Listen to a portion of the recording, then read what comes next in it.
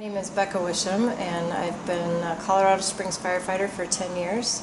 It's the only fire job that I've ever had, so I did all of my training through Colorado Springs Fire. So I've been at Station 5 for about 8 years. This station does high-angle rescue, and that's kind of my specialty, so I've been here for a really long time. And before that, I was all over the city. Yeah, I know in our surrounding areas, the volunteers are hugely important, because if you don't, if a structure fire comes in and you don't have enough volunteers, it's kind of a given that that house is going to burn down, which is pretty common, to be honest with you. And I know, one of the problems with having a volunteer agency or even a part volunteer agency is it takes a lot of time to train somebody.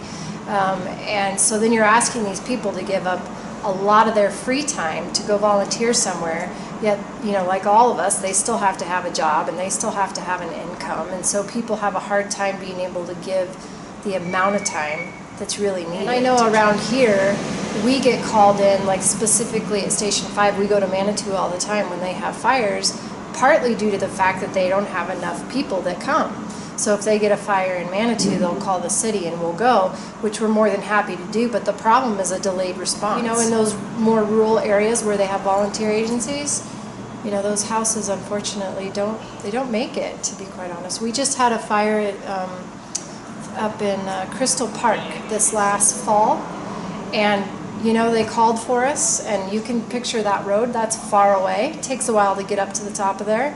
And we all knew by the time we got there the house is a loss, and so our job then became protecting the forest so that it didn't burn anything else down. So, that's hard. But some of the other surrounding smaller areas, they just don't have the income to then have a full-time staffed fire station all the time. So it's just a catch-22. And how do you do that without making your city or town bigger? You really can't.